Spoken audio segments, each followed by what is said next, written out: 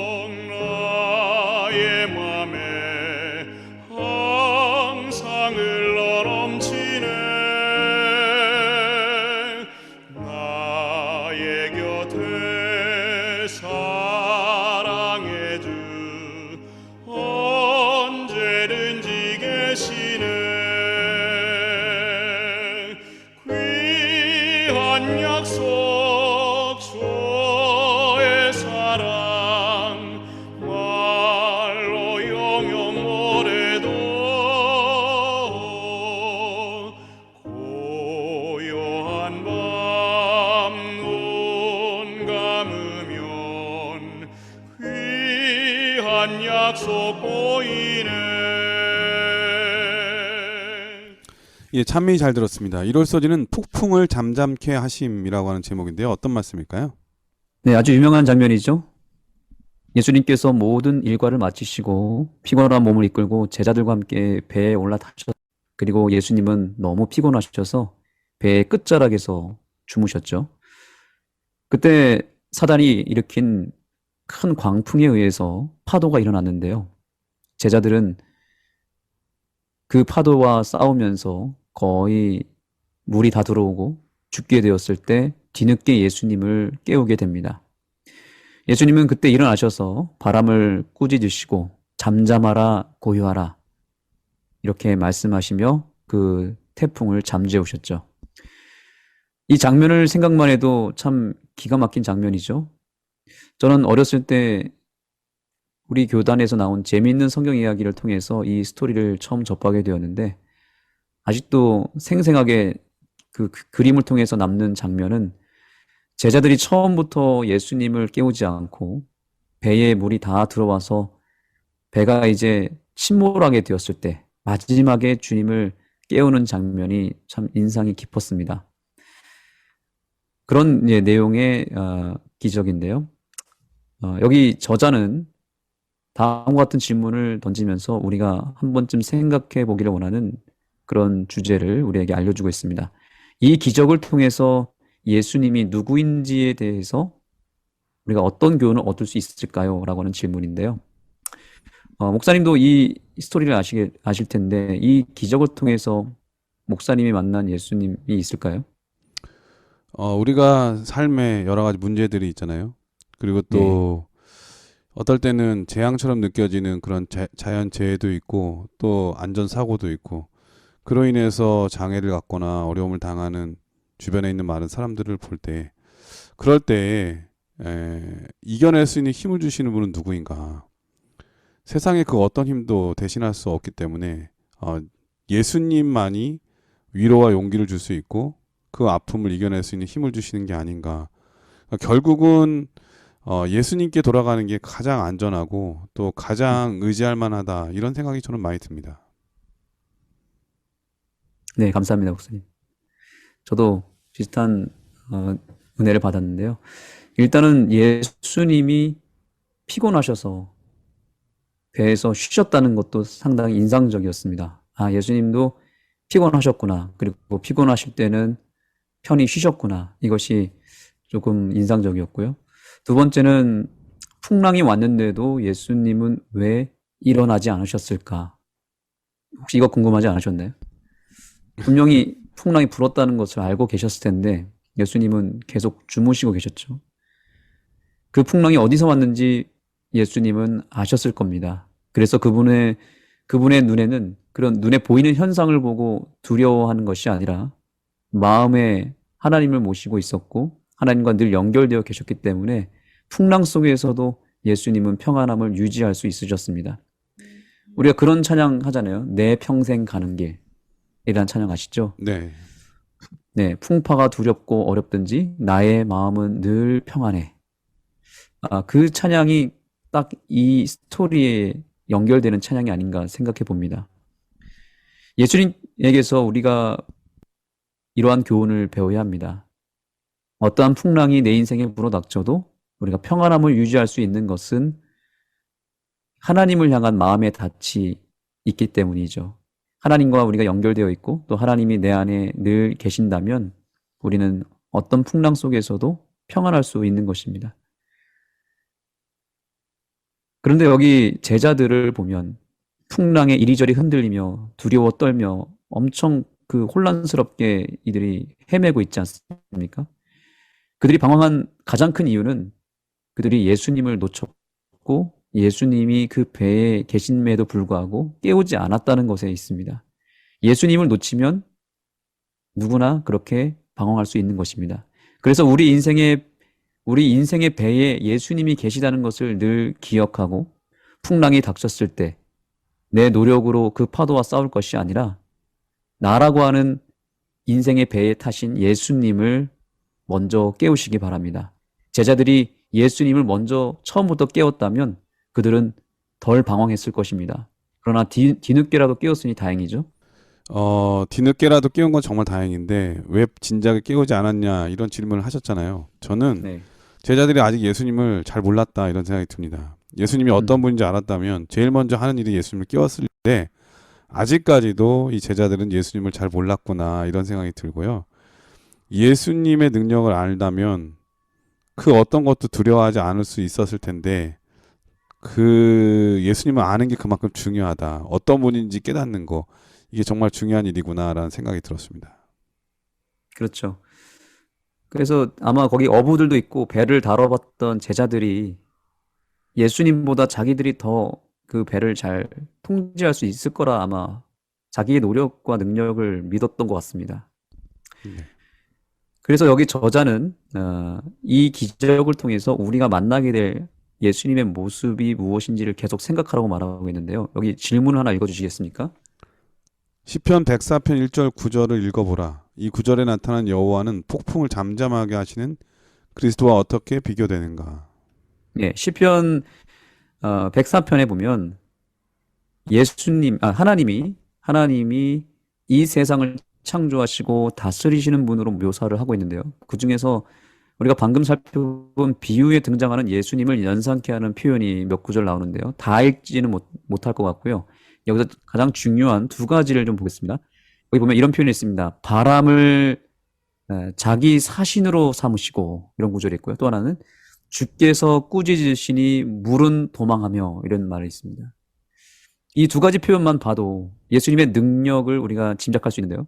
예수님은 온 세상을 다스리시고 또 이 세상을 창조하신 분으로서 자연에서 일어나는 모든 현상을 다 제어하시고 다스릴 수 있는 그런 능력을 가지신 분으로 우리는 알고 있어야 된다는 것이죠. 아까 목사님께서 말씀하셨듯이 제자들이 예수님이 어떤 분인지를 몰랐던 것은 바로 이 부분인 것 같습니다. 세상을 다스리시고 심지어 바람과 파도도 제어할 수 있는 분, 그분을 그들은 몰랐던 것입니다. 그래서 이 사건을 통해서 예수님은 그분의 신성을 나타내신 것이고 그분이 어떤 존재인지를 제자들에게 알려주고자 했던 것입니다. 그런데 놀랍게도 이 장면은 구약시대에 하나님이 인간을 만나기 위해서 나타났던 장면과 매우 유사합니다. 저자는 구약에서 여호와 하나님이 등장하실 때에 5가지 특징이 있다고 나열하면서 적어도 이 기적이 4가지 정도 일치된다고 말하고 있습니다. 그게 뭐라고 얘기하고 있죠? 일단 첫 번째는 하나님의 신성한 능력이 번쩍이며 나타났다는 것이고요. 두 번째는 인간이 그 앞에서 두려워 떤다는 것입니다. 그리고 세 번째는 주님께서 두려워하지 말라고 말씀하시며 마지막에 계시를 주십니다. 하나님의 뜻과 하나님의 말씀을 그 하나님의 그 임재 속에서 나타내시죠. 이런 대표적인 예가 어디에 있는지 혹시 아시나요? 이런 비슷한 장면들이 구약 성경에 몇 군데 나오죠? 엘리야 그 사건 승천할 때 사건도 비슷한 그렇죠. 상황인 것 같고요. 엘리야에게 역사하셨던 하나님이 그때도 네, 이런 비슷한 일들이 있었고요. 또 모세도 마찬가지입니다. 시내의 산에서 하나님을 만날 때, 떨기나무에서 하나님 만났을 때 뭔가 하나님의 신성이 나타나고 거기에서 두려워 떠는 사람의 모습이 있죠. 뭐 에스겔, 이사야 마찬가지입니다. 구약의 많은 선지자들이 하나님의 임재를 이런 동일한 어떤 흐름 속에서, 동일한 루틴 속에서 하나님의 임재를 생생하게 경험했다는 것입니다. 같은 방식으로 예수님은 사단의 강력한 그 풍랑을 통해서 공격받았을 때 오히려 그 위기를 통해서 그분의 존재의 가치를 제자들에게 알려주셨던 것입니다. 예수님은 여전히 살아계셔서 우리의 인생의 배에도 여전히 탑승하고 계십니다. 그리고 날마다 그분이 우리의 삶에 나타나고 계십니다. 우리는 알지는 모르지만 알게 모르게 예수님은 우리의 삶에 계속해서 나타나시고 우리 속에 늘 거하고 계신다는 사실을 믿으십니까? 또 한 가지는 내 안에 예수님이 계시기 때문에 사단이 가는 풍랑도 우리에게 늘 거세게 나타난다는 것도 기억해야 됩니다. 유혹의 바람이 불고요. 시련의 바람이 나의 삶을 엄습하기도 합니다. 그렇게 나를 죽이고자 엄습하는 바람이 불 때마다 우리가 즉시로 예수님께로 달려가였으면 좋겠습니다. 예수님이 내 안에 여전히 계심에도 불구하고 그분을 깨우지 않는다면 풍랑은 결코 가라앉지 않습니다. 예수님이 내 안에서 깨어 계실 때에 사단이 주는 거친 바람이 잠잠해진다는 것을 기억하시고 절대로 예수님을 놓치지 말고 우리 안에 계신 예수님을 깨우시는 믿음의 백성들이 되기를 바랍니다. 예, 이로서는 폭풍을 잠잠케 하심이라고 하는 제목이었는데요. 예수님과 제자들이 배를 타고 갈릴리 바다를 건너갈 때에 폭풍우를 만나 죽게 된 그 장면. 그런데 그 안에 배 안에서 주무시던 예수님을 깨워서 목숨을 건진 사건을 우리가 살펴보았습니다. 오늘 교과 적용해 보면 이런 질문이 있어요. 어떻게 하면 나의 모든 삶 가운데서 이 능력을 의지하고 신뢰하는 법을 배울 수 있을까? 저는 경험이라고 생각합니다. 경험이 있으면 하나님이 어떤 분이라는 걸 깨닫게 되니까 그 경험을 토대로 해서 또 요청하게 되고 또 간구를 하게 되죠. 얼마 전에 제 친구가 이 주차된 차를 빼서 나가려고 하는데 지나가던 사람이 시비를 걸더랍니다. 자기를 칠 뻔했다고. 그러니까 알고 보니까는 이제 술에 취했더래요. 그래서 우리 친구가 바로 112에 전화를 했답니다. 그러자 5분 만에 경찰이 와서 해결을 해줬대요, 다. 이제 이런 사건을 경험한 다음에 저한테 전화한 다음에 문제가 너도 혹시 생기면 뭐 사람들하고 싸울 생각하지 말고 바로 112에 전화를 하라는 거예요. 왜 저한테 그런 얘기를 해줬을까요? 바로 경험으로 112에 전화하면 경찰이 온다고 하는 것을 알기 때문에 또 신뢰하기 때문에 그렇게 하는 거죠. 우리가 하나님께 기도하고 응답받는 경험이 쌓이고 쌓인 사람은 기도하는 것을 즐기겠죠. 즐거워하겠죠. 그리고 하나님께 간구하는 것을 제일 먼저 생각할 거라는 생각이 듭니다.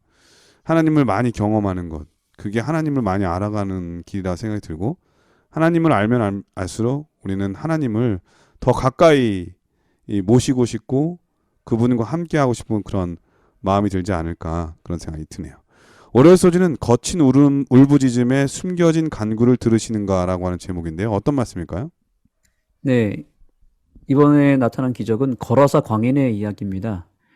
오랜 시간 사기 들린 상태로 고생한 이 남자를 고치는 내용인데요. 좀 전에 살펴본 풍랑을 잠잠케 하신 사건 바로 직후에 일어난 일입니다. 귀신 들린 한 사람이 무덤에서 갑자기 뛰어나와서 예수님 앞에 부르짖었을 때 예수님이 그 안에 있는 귀신을 쫓아내 주었죠. 근데 여기 다른 성경 복음서랑 보면은 이 거라사 이 귀신 들린 사람이 한 사람이 아니라 두 사람인 것 같아요. 네, 네. 맞습니다. 예.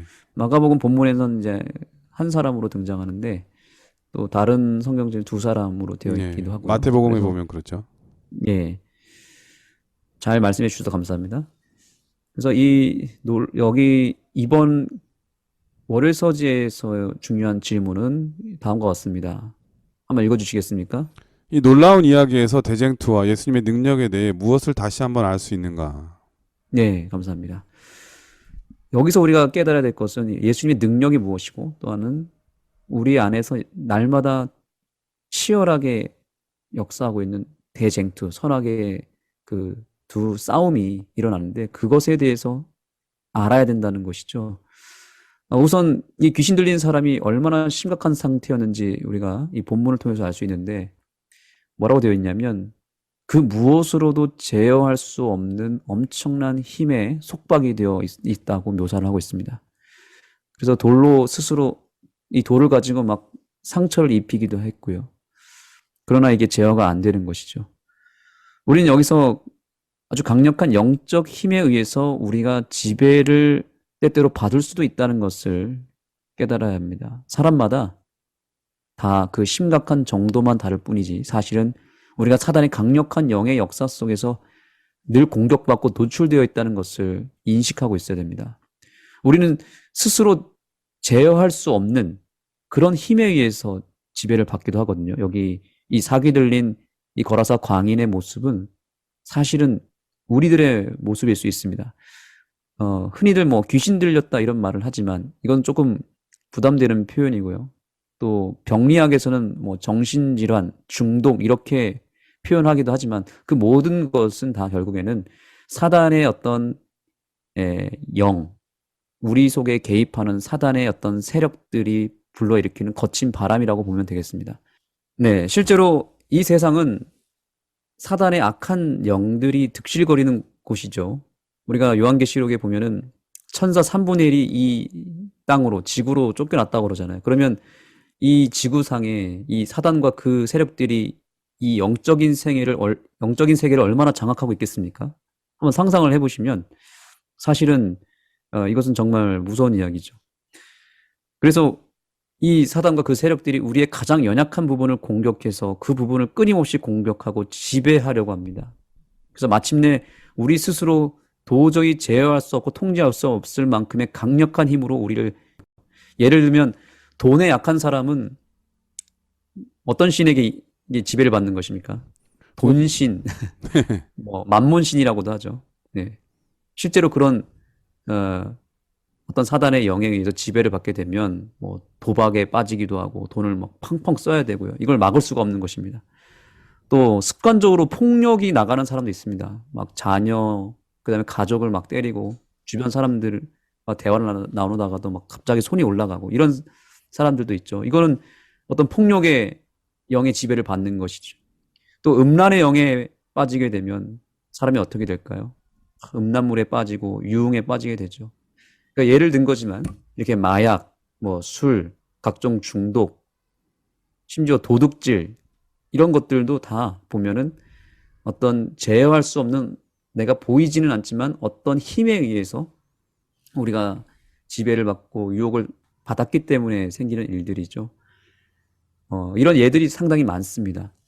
여하튼 우리는 나름대로 사단이 공격하는 그것에 노출이 되어서 지배를 받기도 하고 또 물리치기도 하면서 날마다 영적인 투쟁을 하고 있다는 것을 우리는 인식하고 있어야 됩니다. 우리가 이 시간을 통해서 이걸 다 얘기할 수는 없지만 과연 나는 어떤 영의 자주 지배를 받고 어느 부분이 연약해서 사단에게 공격을 받고 있는지 이 부분을 한번 생각해 봤으면 좋겠습니다. 사람마다 다 다를 수 있고요. 아마 목사님도 그런 연약한 부분이 있을 거고 저도 마찬가지거든요. 네. 그래서 혹시 뭐 공개할 수 있는 그런 뭐 그런 게 있을까요, 목사님? 저의 연약함이요? 네. 뭐 너무 많죠. 요즘에는 왜 그런지 모르겠는데 컴퓨터 앞에 너무 자주 있는 것 같아요.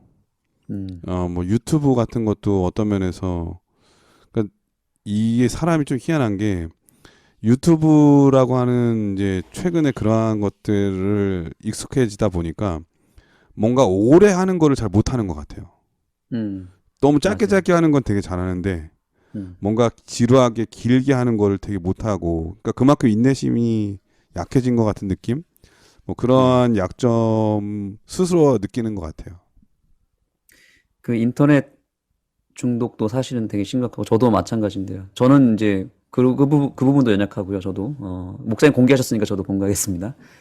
저는 약간 요즘에 그 삶이 되게 이렇게 처지는 그런 흐름으로 흘러가고 있어요. 그래서 약간 게을러지고 있는 거죠. 한번 이렇게 게을러지니까 자꾸 이게 뭐 늦게 자게 되고 늦게 일어나고 뭐 이제 이런 것들이 이 습관이 점점 굳어지는 것 같아서 요즘 각성을 해야겠다는 생각이 드는데 뭐 그런 건 충분히 제가 이해되는 게, 우리는 네, 이제 3년 혹은 5년 이렇게 때로는 2년마다도 인사를 받게 되잖아요. 네, 그러면은 이제 그동안 쌓아 올렸던 여러 가지를 또 새로 시작해야 되는 그런 게 있거든요. 이제 목사님 같은 경우에 인사를 새로 받고 뭔가 새롭게 시작하려면 그동안 네, 애썼던 모든 것들이 힘이 또 몇 배를 들여서 또 시작을 해야 되니까 어떨 때 힘이 안 생길 수도 있죠. 충분히 그렇죠. 이해되는 부분은 있습니다. 네, 위로해 주셔서 감사하고요. 그래서 이제 이런 질문을 우리가 교과 시간에도 이 주제를 가지고 나눌 필요는 있습니다. 그래서 내가 어떤 영에 자꾸 지배를 받는지 이걸 인식하고 있는 것은 상당히 중요하겠죠. 그래서 사단은 우리의 연약함을 너무나 잘 알고 있고 그 부분을 하고자 한다. 그래서 우리가 항상 깨어 있어야 된다는 것이고요. 이 거라사 광인처럼 사단의 영의 지배를 받고 있다 하더라도 우리가 그 상황 속에서 주님의 이름을 거침없이 부르며 그 속에 지배하는 이 영으로부터 벗어나기 위해서 자꾸 몸부림을 쳐야 한다는 사실입니다. 그렇지 않으면 사단의 영에 계속 붙잡히게 되어 있습니다. 그게 바로 귀신 들린 상태라고 볼 수도 있죠. 영적으로는요. 또 하나 우리는 여기서 한 영혼을 끝까지 포기하지 않고 붙드시는 주님의 모습을 볼 수 있습니다. 성경 본문을 보시면 이 거라사 광인이 어디 사이에서 나왔다고 말하고 있습니까? 무덤 사이에서 나온다고 말하고 있습니다. 근데 왜 무덤 사이에서 나왔을까요? 목사님 혹시 어떻게 생각하시나요? 왜 무덤 사이에서 나왔을까? 글쎄요. 왜 무덤 사이에서 나왔을까요? 뭐 여러 가지 이유가 있을 것 같은데요. 아마도 그 거라서 강인을 모두가 배척했을 것입니다. 뭐 주변에 이렇게 귀신 들린 사람, 또 정신적으로 이렇게 힘든 분들을 이렇게 보게 되는데 사실은 사람들이 이렇게 함께하기를 좀 꺼려 하잖아요. 그렇죠? 네네. 네. 그래서 이 사람은 어디 갈 데가 없었을 거예요. 아무도 환영해 주지 않고 그래서 그를 사지로 몰아낸 것입니다. 그래서 사람들이 드문 곳, 찾지 않는 곳, 그것이 바로 무덤 근처였을 것입니다. 그래서 아무도 찾아주지 않고 도와주지 않는 상태로 있었다가 예수님이 마침 그곳에 왔다는 소식을 듣고 무덤 사이에서 용기를 내서 나온 것입니다. 그래서 모두가 다 포기했지만 예수님은 그 자리에서 그를 품어줬고 포기하지 않으셨던 것입니다. 교훈의 말씀을 좀 읽어주시겠습니까? 예수님은 귀신들의 거친 소리에 숨겨진 그의 간청을 들을 수 있었다. 아무도 도울 수 없었던 그를 예수님이 도우셨고 하나님의 증인으로 변화시키셨다. 네, 저는 이 교훈의 말씀이 상당히 감동이 되었습니다. 귀신들의 거친 소리에 숨겨진 그 깊숙한 곳에 숨겨진 그의 울부짖음, 부르짖음을 예수님이 들어주셨다는 것이죠. 사람들은 이 귀신 들린 사람의 인생은 가망이 없다고 보고 포기해버렸잖아요. 그래서 도움도 주지 않는 상황이었어요. 아무도 이 사람의 말을 들으려 하지 않았고 가까이 하려 하지 않았어요. 그러나 주님은 비록 겉모습은 귀신 들린 상태로 거친 모습을 하고 있었지만 그 마음속 깊은 곳에서 부르짖는 그 소리, 그 간구 소리를 들어주셨던 것입니다. 파도에 집중하지 않고 그 중심에 예수님을 찾고자 하는 그 믿음을 보신 예수님의 이 사랑이 감동이 되지 않습니까? 우리에게 희망이 있는 것은 우리를 결코 포기하지 아니하시고 끝까지 내 안에 있는 가능성을 보시고 나의 믿음을 보시고 나를 고치시고자 다가오시는 예수님이 우리 곁에 계신다는 사실입니다. 그러므로 우리가 주님의 이름을 부르짖는 것이 상당히 중요합니다. 이 기적 속에서 귀신도 예수님의 존재에 대해서 알고 고백하는 내용이 나옵니다. 그러나 사단은 예수님을 향해 간구하거나 예수님을 믿지는 않았습니다. 그러나 비록 귀신 들린 상태에 있었지만 이 남자는 예수님께 엎드려 절했다라고 말하고 있습니다. 절했다라는 말은 원어로 살펴보니까 여기 교과에도 나옵니다. 경배했다라는 것입니다. 우리에게 필요한 믿음은 나를 괴롭히는 사단의 영과 우리가 싸우려고 하기보다는 그 사단의 영을 능히 물리칠 수 있는 예수님의 이름을 부르는 일에 우리가 선한 영적 투쟁을 벌여야 되는 것입니다. 예수님의 이름을 부르는 일에 우리가 사활을 걸어야 되는 것이죠. 예수님을 향해 믿음의 전진을 우리가 꼭 이뤘으면 좋겠고요. 내가 있는 그 상태로 있는 모습 그대로 주님께로 먼저 달려나가는 우리 모두가 되었으면 좋겠습니다. 이 월요소지는 거친 울부짖음에 숨겨진 간구를 들으시는가라고 하는 제목인데 물음표지만 답은 들어주신다고 하는 거죠. 이 거라사에 사는 귀신 들린 두 사람을 구원하시는 예수님의 기적을 우리가 살펴보았는데요. 얼마나 심하게 걸렸는지 귀신이 하나가 아니라 군대로 표현됐잖아요. 그죠? 그렇죠. 네, 얼마나 많았으면. 그런데 이 귀신이 예수님을 알아보고 부르짖었잖아요. 네. 나가서 돼지떼에게 들어가게 해달라고. 그로 인해서 돼지 2,000마리 가까이 몰살을 당했으니까 이 귀신이 얼마나 강력했는지 알 수가 있고 얼마나 많았는지도 알 수 있고요. 또 이것 때문에 돼지 주인이 손해가 컸겠죠. 그렇죠. 예, 그런데 이상하게 귀신 들린 자를 고치신 예수님을 가까이 봤던 마을 사람들이 예수님을 떠나가기를 요청하는 건 정말 저는 이해가 되지 않았어요. 돼지떼 2,000마리 손해본 주인은 그럴 수 있죠. 손해봤으니까. 그런데 그 사람은 그렇다 치더라도 다른 목격자들은 예수님의 능력을 봤잖아요. 네. 그러면 예수님을 가까이 모시든지 아니면 그분을 따르든지 하는 그런 선택을 했을 것 같은데 오히려 예수님을 우리 마을에서 떠나게 해달라고 하는 그런 선택을 했다는 게 야, 어떻게 이렇게 어리석은 선택을 할 수 있을까 그런 생각을 그런 마음이 들었습니다.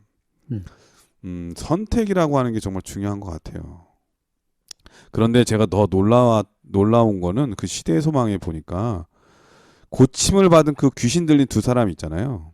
네. 그 두 사람이 오히려 데가볼리 지방을 위한 최초의 선교사가 되었다는 그 글이 너무나 아멘. 인상적이었어요. 그러니까 예수님의 놀랍네요. 네. 그 기적을 본 사람들은 예수님을 떠나가도록 요청을 했지만 고침을 받은 이 귀신 들린 사람은 그 지역을 위한 선교사가 됐다고 하는 거. 그러니까 우리의 인생이 예수님을 만나면 바뀔 수 있다고 하는 것을 잘 보게 되고요. 그렇게 아멘. 바뀌기 위해서는 항상 좋은 선택을 해야 되는데 좋은 선택이란 바로 예수님을 선택하는 거죠. 예수님과 가까이 있는 것, 그리고 또 예수님과 함께 하는 것. 그게 우리를 이렇게 바꿀 수 있는 변화의 시작이라고 하는 것을 이 두 광인과 이 주변 사람들의 선택을 보면서 배울 수가 있었습니다. 자, 화요일 소지는 예수님과 함께 탄 롤러코스터라고 하는 제목인데요. 어떤 말씀일까요?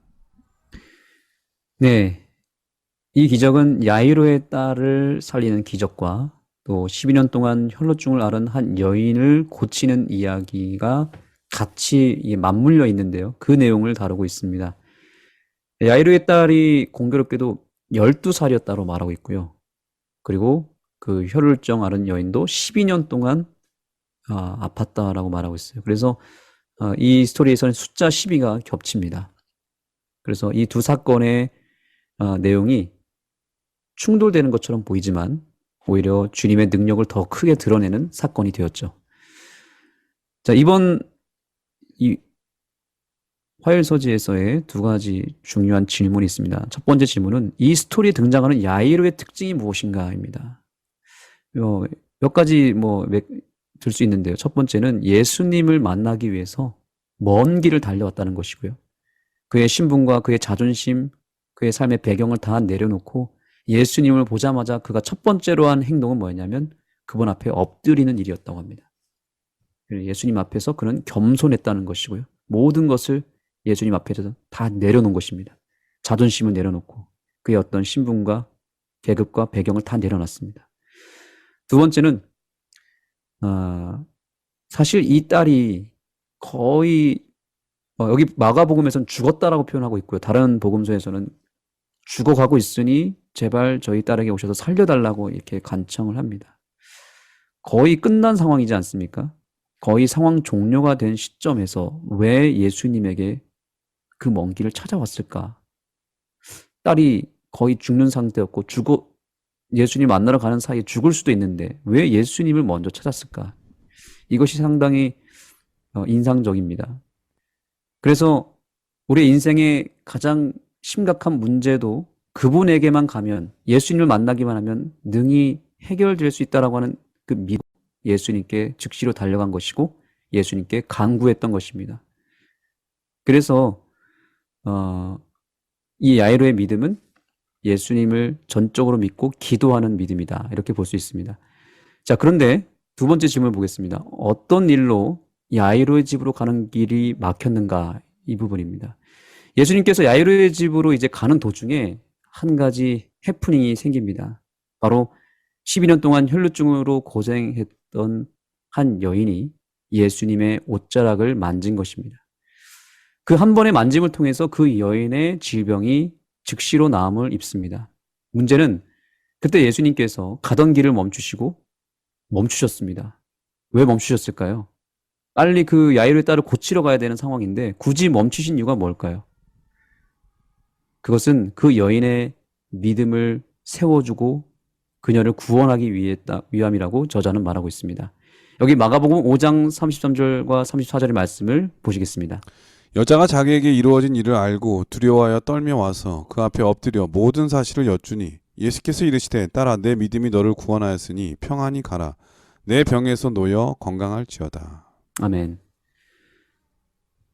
사실 사람들이 많이 붐비는 상황에서 그 복잡한 그 상황 속에서 예수님에게 이렇게 접촉했던 사람들이 얼마나 많았겠습니까? 스쳐 지나간 사람이 상당히 많았겠죠.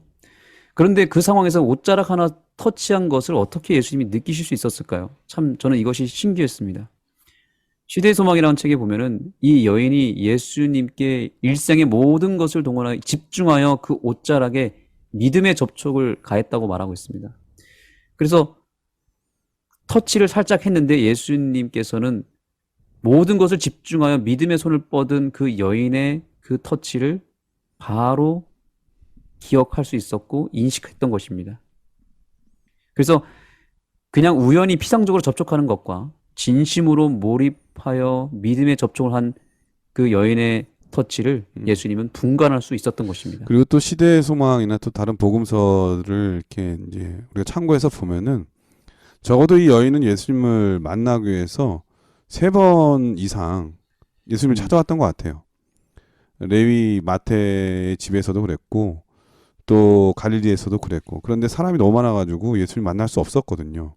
네. 예수님께서 이미 이 여인이 예수님을 얼마나 만나고 싶어하는지 아셨기 때문에 이번에는 가는 길이지만 아무래도 이 여인 가까이 오신 것이라고 전 생각이 듭니다.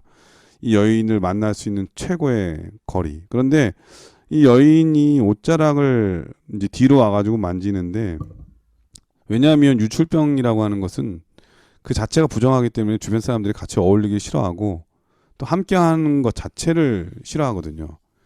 그렇기 때문에 예수님께도 신뢰가 되지 않고 사람들에게도 멸시와 조롱을 당하지 않기 위해서 그렇게 하셨는데, 예수님께서는 일부러 드러내시죠. 조용히 가려고 했던 이 여인을 일부러 드러내셔서 가던 길을 멈추시고 누가 내 옷을 만졌다.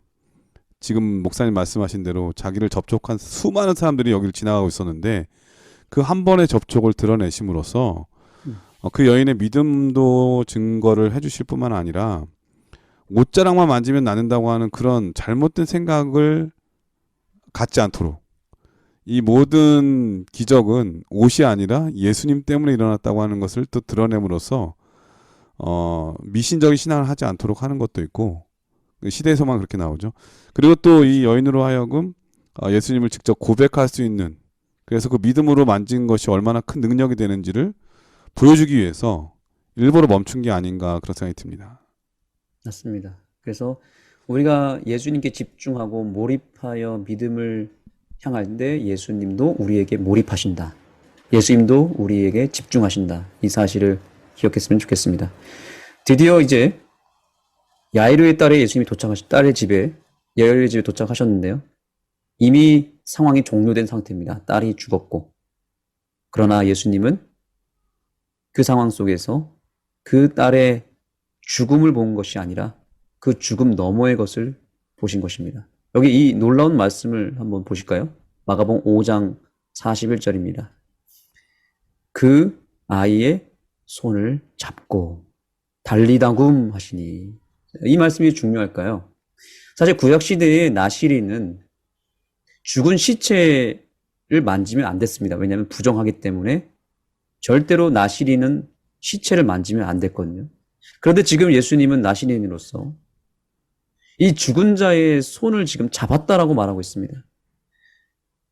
그럼 여기에 여러 가지 의미가 있지 않겠습니까? 예수님이 왜 죽은 시체의 손을 댔을까? 근데 저는 이렇게 좀 보고 싶었습니다. 예수님은 지금 이 소녀를, 우리의 눈에는 인간의 눈에는 이 소녀가 죽은 것이지만 예수님은 이 소녀를 산자처럼 여기고 있는 것입니다. 죽은 시체의 손을 잡는 것이 아니라 잠시 잠든 소녀를 깨우기 위해서 만지는 손이었죠. 그래서 예수님이 손을 잡으면서 뭐라고 말씀하셨죠? 달리다굼 했잖아요. 그렇죠? 소녀야 일어나라. 여러분, 우리가 누군가한테 소녀야 일어나라 말을 할 때는 말을 하는 것은 상대방 보고 들으라고 하는 거 아닌가요? 그렇죠? 네. 그러니까 이것은 허공에다가 얘기한 게 아니에요. 그냥 혼잣말을 한 게 아닙니다. 실제로 예수님은 이 소녀가 죽은 것이 아니라 잠들어 있다라고 이미 알고 계셨고 산자처럼 지금 여기고 있는 것이죠. 그래서 손을 잡고 소녀야 일어나라. 들으라고 얘기를 한 거죠. 그리고 놀랍게도 그 예수님의 음성을 듣고 이 소녀가 일어나는 놀라운 기적이 일어난 것입니다. 네, 예수님은 우리의 죽음을 잠으로 보시는 분이시고요. 우리 인생의 끝으로 보지 아니하고 새로운 시작과 희망으로 열어가시는 분이십니다. 그래서 오늘 이 시간을 통해서 우리의 죽은 믿음도 주님께 들으시고 또 끝장난 나의 삶의 어떤 문제를 들이시고 또 상황 종료된 나의 어떤 인생의 실패를 주님께 드릴 수만 있다면 주님은 그것에 손을 대시고 그것을 또한 일으켜 세우시고 부활시키는 회복의 능력을 가하신다는 것도 기억하시기 바랍니다. 그리고 무엇보다 우리의 인생을 끝까지 책임지셔서 우리가 혹 죽는다 할지라도 우리를 살리시는 부활의 예수님이심을 확신하시기 바랍니다. 예, 화요소지는 예수님과 함께 탄 롤러코스터라고 하는 제목인데, 그러니까 목사님께서 의식적인 부정에 대한 말씀하셨잖아요. 그 한 아이가, 딸아이가 야이로의 딸이 죽었으므로 시체이기 때문에 만지는 자는 부정하다. 근데 그 앞서 유출병 12회 동안 혈루증 앓던 여인을 만난 그것도 사실 부정이거든요. 네, 피 흘리는 그 자체를 그 사람과 만지는 그렇죠. 것, 그렇네요. 네, 이런 거 네, 다 부정이죠. 그런데 맞아요. 놀랍게도 이 부정했던, 예를 들면 문둥병 환자가 예수를 만났거나 예수님을 만지거나 또 이 혈루병 앓았던 이 여인이 예수를 만졌거나 이 죽은 시체를 예수님 만졌을 때 예수님이 음, 부정해지는 게 아니라 시신이 살아나고 또 유출병 환자가 피가 그치고 병이 낫고 문둥병 환자는 깨끗해지는, 그러므로 예수님과 함께하는 사람은 부정한 사람이라 할지라도 거룩하게 만들어주시는 분이 예수님이시죠. 그러므로 예수님과 함께하면 우리의 부정함도 우리의 더러움도 다 깨끗해 함을 입을 수 있다고 하는 생각 많이 들었습니다. 그런데 오늘 제목이 롤러코스터잖아요. 네, 롤러코스터는 올라가는 게 있고 내려가는 게 있잖아요. 네, 우리 신앙도 그런 게 있는 것 같아요. 어쩔 때는 정말 예수님에 대한 믿음이 강력해서 예수님만 있으면 되지. 그런데 예수님이 더디 오시는 것 같이 느꼈을 때 이 야이로의 마음은 어땠을까? 낙심했겠죠.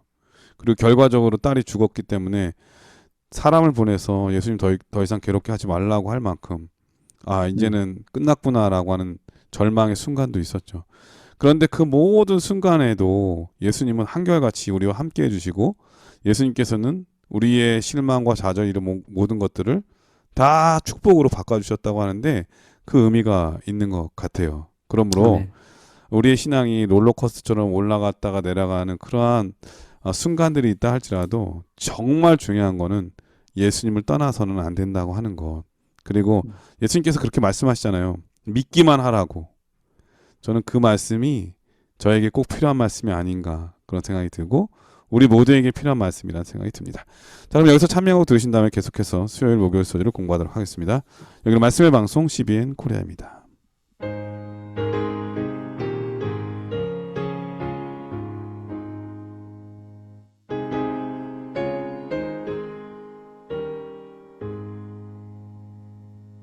예수가 우리를 부르는 소리 금성부 들어와 눈앞에 나와서 사면을 보며 우리를 기다리네 오라 오라 방황치 말거라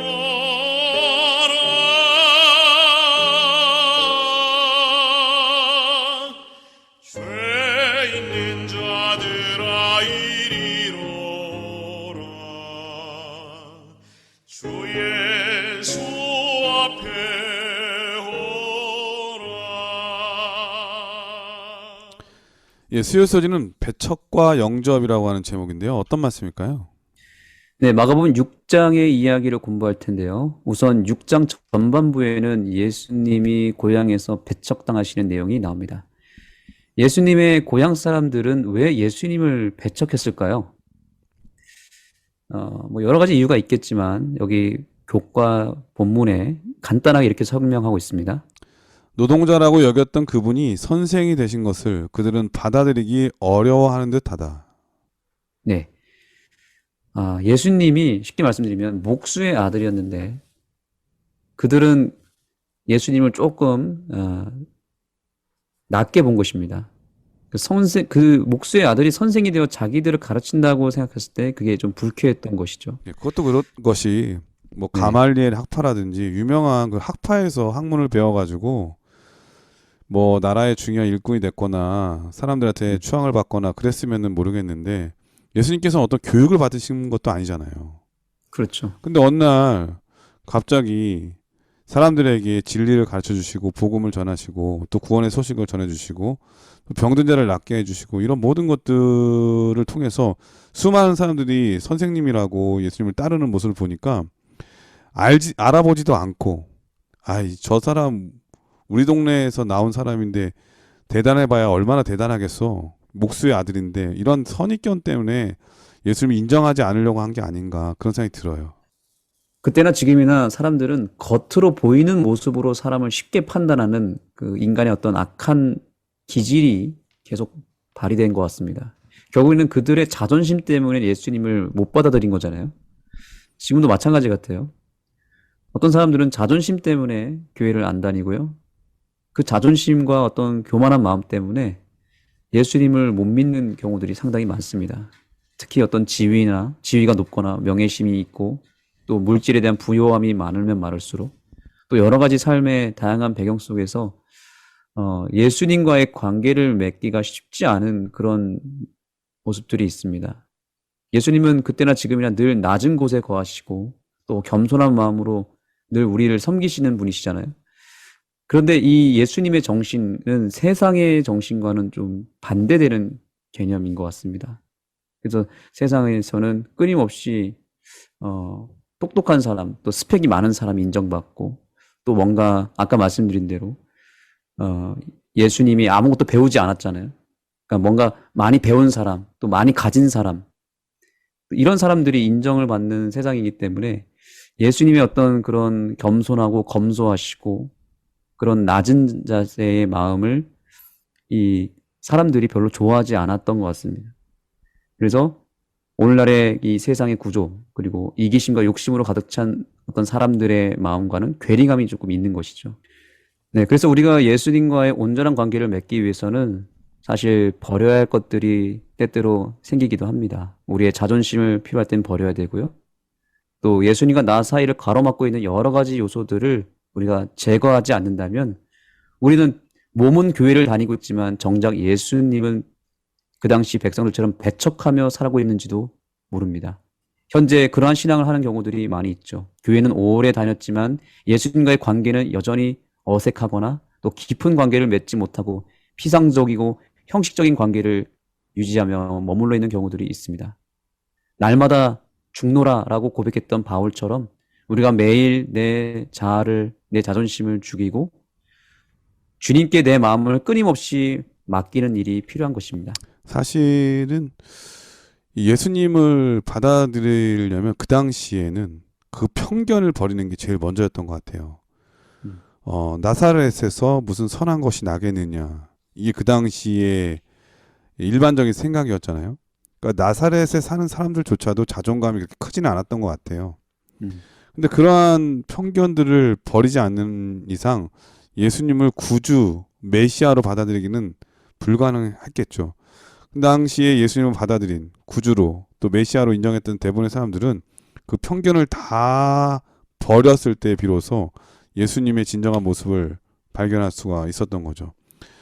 그러므로 우리들도 이 편견에 사로잡힌 우리의 굳은 마음을 제거해 버리는 게 정말 중요한 것 같아요.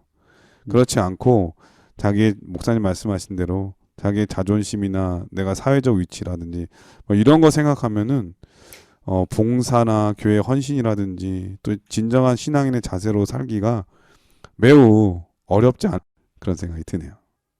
계속 이어서 말씀드리겠습니다. 자, 이번에 두 번째 질문입니다. 12사도의 사명은 침례 요한의 참수와 어떻게 대조가 되는가 하는 질문인데요. 이것은 6장 후반부에 나오는 침례 요한의 죽음에 대한 부분입니다. 우리가 잘 아는 말씀이죠. 한 알의 밀이 땅에 떨어져서 죽지 아니하면 열매를 맺지 못한다는 말씀 기억하시죠?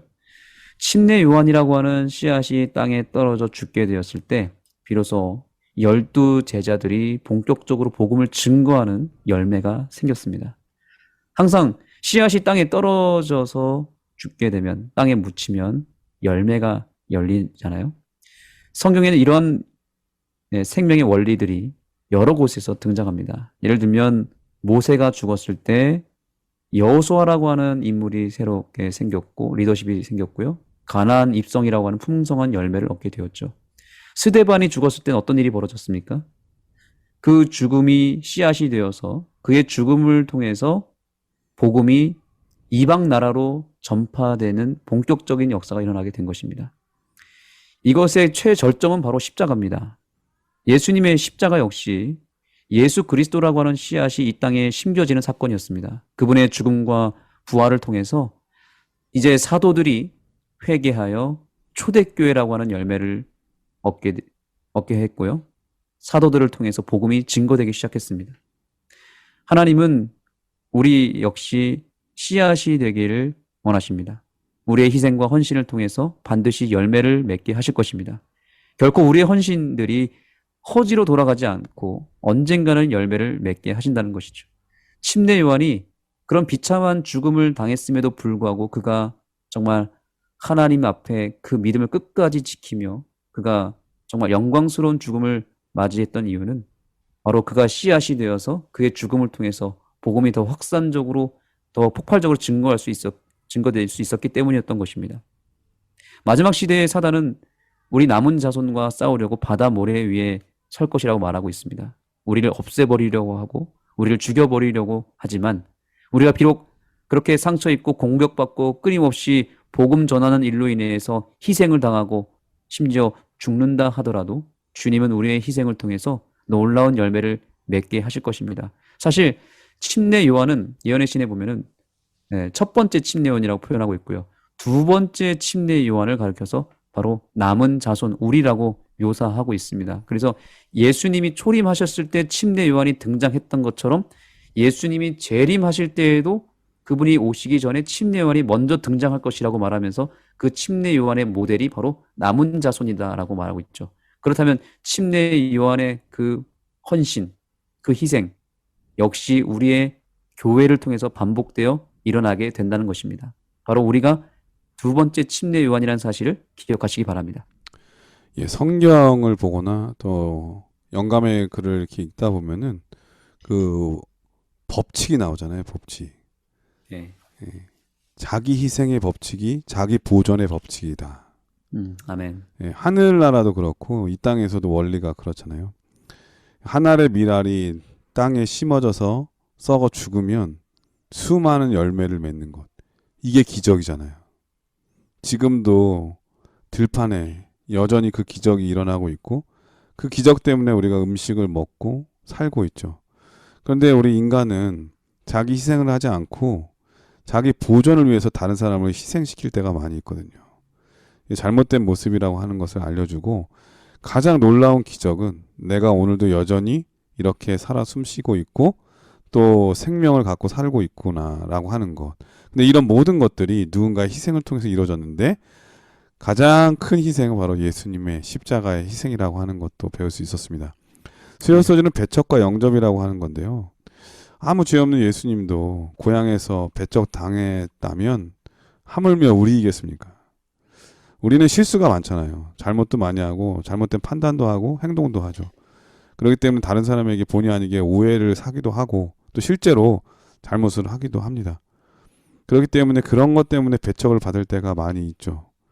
게다가 해명할 기회조차 없다면 낙인이 찍혀서 어디 모임이나 공동체 얼굴을 내밀지도 못할 때가 있어서 낙심하거나 절망할 때도 있죠. 이럴 때 아무 죄 없이 오해당하고 오해받고 또 멸시와 조롱을 받았던 예수님 생각해 보면서 인내심을 갖고 참고 기도해야 될 것 같고요. 그러한 것을 풀 수 있는 기회가 있기를 기도하면서 바라보고 이 땅에서 안 되더라도 걱정하지 않아도 될 것은 하늘에 가서는 그 분명하게 잘못된 오해와 실수 그리고 그거에 대해서 누군가에게 용서와 사과를 할 수 있는 기회를 얻지 않을까 그러한 기대감을 가져봅니다. 자, 목요일 소지는 대중의 기대와 다른 메시아라고 하는 제목인데 어떤 말씀일까요? 네, 오병이의 기적 잘 아시죠? 네, 사실 가장 유명한 기적이기도 합니다. 그런데 이 대목에서 제자들의 입장과 예수님의 입장이 충돌되는 모습이 나타납니다. 예수님과 제자들이 직면한 문제는 무엇이었으며 그것은 어떻게 해결되었는가 하는 이 질문을 저자는 우리에게 던집니다. 5천 명이 모였다고 하지만 사실 남자 성인의 숫자만 센 거니까 실제로는 한 2만 명 정도 되었다고 하거든요. 그러니까 어린이들과 여성들을 포함하면 그 정도 될 것이다 라고 추정합니다. 그렇게 구름대처럼 모인 사람들의 모습만 봐도 이건 엄청난 사건이고 그 당시에는 정말 큰 이슈였고 혁명적인 일이었겠죠. 당시 로마와 유대 사회에 정말 주목받을 만한 큰 부흥이나 다름없었습니다. 그런데 거기다가 물고기 2마리와 떡 5개로 그 2만 명 전체를 다 먹였으니 예수님을 그 시대의 지도자로 모실 수 있는 절호의 찬스가 온 것입니다. 이것은 제자들의 뇌피셜이었습니다. 그래서 여기 본문에도 이렇게 얘기하고 있습니다. 사람들은 메시아가 이스라엘을 적들로부터 해방시키고 의와 평화를 가져올 것이라고 기대하고 있었다. 이렇게 많은 사람이 외딴 곳에 모인 것은 모종의 군사 반란으로 이어질 수도 있었다. 네, 당시 로마 군대를 위협할 만큼의 큰 집단을 이뤘다는 것이죠. 그래서 예수님을 이 로마의 속박과 또 이 세상을 친히 다스릴 수 있는 속박에서 벗어나게 하고 친히 다스리게 하는 왕으로 세우자 이렇게 이 꿈을 꿨던 것입니다. 그런데 그래서 예수님의 지지율이 고공행진을 하는 결정적인 상황이라서 그 당시 오늘날 표현대로 대선에 나가게 되면 예수님 바로 당선이 확실시되는 상황이 된 것입니다. 그런데 예수님은 즉시로 그 무리를 해산시키시고 기도하러 산으로 가셨습니다. 왜 이렇게 하셨을까요? 예수님은 크기로 승부하는 분이 아니시거든요. 어떤 겉으로 보이는 화려함으로 사명을 감당하는 분이 아니시거든요. 오로지 내용과 본질에 충실하시고 그래서 그 본질인 복음을 통해서 사역을 하시고자 하셨지 겉으로 드러난 그런 어떤 큰 부흥과 사람의 숫자로 뭔가 일을 하려고 했던 분이 아니었다는 것이죠. 겉모습이 아무리 화려해도 알맹이가 없으면 아무 의미가 없지 않습니까? 때때로 목회를 하다 보면 이런 딜레마에 빠집니다. 저도 자꾸 어떨 때는 겉으로 보여지는 것에 치중할 때가 있더라고요. 저도 모르게. 교회의 규모를 키우기 위해서 노력할 때마다 이런 생각이 듭니다. 과연 이게 맞는 일일까? 안식일 날 출석생이 몇 명인지를 세고 있고요. 또 11금이 얼마가 나오는지 살피고 또 침례자 수가 적을 때 괜히 부담이 느껴지고 이렇게 숫자에 매몰되어서 본질을 놓칠 때가 있는 것 같습니다. 그런데 더 중요한 것은 과연 내가 복음을 가지고 있는가? 내가 정말 예수님처럼 사역하고 있는가? 이 생각을 할 때마다 제 자신을 성찰하게 됩니다. 예수 그리스도라고 하는 복음을 가지고 내가 승부를 걸어야지 눈에 보이는 어떤 수치와 규모에 함몰되게 되면 교회의 참된 모습을 상실하게 되겠죠. 그런데 놀랍게도 예수님은 결코 본질을 잊지 않으셨고 오직 복음으로만 승부하고자 하셨습니다. 오늘 교훈의 말씀을 보시면 더 분명해집니다. 그분은 로마에게서 해방시키는 왕이 아닌 죄의 속박에서 건지시는 분이시다. 이적을 행하며 자연을 다스리시는 그분은 자신을 십자가에 주시기 위해 오셨다. 아멘. 예수님께서 가장 중요하게 생각하신 건 무엇이라고 말하고 있죠? 로마에게서 해방되는 게 아니라 죄로부터 우리가 해방되는 것을 가장 중요하게 생각했다는 것입니다. 그리고 예수님의 그 사역의 가장 중요하고 가장 유일한 목적은 무엇이었냐면 바로 십자가였습니다. 목숨보다도 더 소중하게 여긴 것은 그 십자가를 통해서 우리를 구원하는 일, 이 한 가지 이유의 모든 그분의 목적과 이유와 방법이 다 포함되어 있었던 것입니다. 그래서 이 목적 이외에는 다른 것을 생각하지 않으셨고 그 위에 아무것도 올려놓지 않으셨던 것입니다. 그래서 우리가 구원을 받는 유일한 방법은 그분의 십자가로 향하는 것입니다. 이 본질을 우리도 놓쳐서는 안 된다라고 예수님은 지금 말씀하고 계시는 것이죠. 우리도 이 복음이라고 하는 본질, 또 십자가라고 하는 가장 중요한 가치를 결코 잊어버리지 않냐고 늘 우리의 삶에 또 우리의 신앙에 우선순위에 가장 앞에 두게 되기를 간절히 소망합니다. 예, 목요일 소지는 대중의 기대와 다른 메시아라고 하는 제목이었는데, 이 잘못된 기대감과 바램을 갖고 있는 백성들에게 예수님은 그들의 바램대로, 그들의 기대대로 응하지 않으셨다는데 저는 의미가 있는 것 같습니다. 우리는 자주 기도를 하면서 자신의 기대와 바램대로 이루어지기만을 고대하죠. 그런데 그 기대대로, 고대대로 되지 않으면 응답이 없다고 생각을 할 때가 많고, 또 하나님은 자기 기도에 관심이 없다거나 침묵하신다고 생각할 때가 있죠. 그런데 오늘 말씀을 이렇게 듣다 보니까 바램과 기대가 아니라면 하나님께서도 응대하지 않으실 수도 있다고 하는 것을 깨닫게 되는 것 같습니다. 그러므로 내 기도가, 또 내 생각이, 내 바램과 내 기대가 하나님의 바램과 기대가 되는 것, 그게 정말 중요하구나라는 생각이 많이 들었습니다. 목사님께서 이번 교과를 간단하게 정리해 주시고 기도하고 마치도록 하겠습니다. 네. 오늘날 우리는 교회의 본질이 무엇인지를 다시 한번 생각해 봐야 합니다. 결국 우리의 메시지가, 또 우리의 사업이, 또 우리가 하는 모든 목적이 예수 그리스도의 십자가로 귀결되어야 되고요. 결국에는 복음으로 승부해야 합니다. 복음 없이 하는 모든 사업들, 십자가의 사랑 없는 교회, 죄에 대한 회개가 없는 예배가 있다면 그것은 큰 문제겠죠. 우리가 회복되어야 할 가장 시급한 것은 교회의 어떤 재정도 아니고, 건물을 새로 짓는 것도 아니고, 새롭고 기발한 어떤 사역과 프로그램이 아닙니다. 더 중요한 것은 우리가 예수님처럼 복음의 능력 앞에 완전히 깨어지고, 복음 안에서 교인들이 하나가 되어서 십자가의 능력과 예수 그리스도의 살아계심을 통하여 우리가 세상을 향하여 복음을 증거할 때 놀라운 기적의 역사가 일어나는 것입니다. 예수님께서 가는 곳마다 기적이 일어났던 것은 바로 이 십자가의 본질, 그리고 복음의 능력을 통해서 일어났던 것입니다. 우리가 복음을 소유할 수만 있다면, 그리고 예수님의 십자가의 정신을 소유하기만 한다면 우리도 가는 곳마다, 또 하는 일마다 기적을 일으킬 수 있을 것입니다. 예, 목사님께서 기도해 주시고 교과를 마치도록 하겠습니다. 하나님 감사합니다. 우리에게 기적의 스토리를 보여주시고 배우게 해주셔서 감사합니다. 우리가 그 기적의 스토리 그 자체를 바라보며 더 본질적인 것이 무엇인지를 생각하게 해주셔서 그 기적이 일어날 수밖에 없었던 그 예수님의 아름다운 정신과 품성을 먼저 소유할 수 있도록 도와주옵소서. 아멘. 그래서 우리가 십자가의 능력과 복음의 능력을 온전히 소유하여서 우리가 가는 곳마다, 우리가 행하는 일마다 기적이 일어날 수 있도록 역사하여 주옵소서. 아멘. 예수님의 이름으로 간절히 기도드립니다. 아멘. 아멘. 네, 전세계 CCBN 청취자 여러분, 사람들은 늘 이렇게 말하죠. 아, 그때 내가 알았으면, 그때 내가 잘했더라면, 이런 후회를 많이 하죠.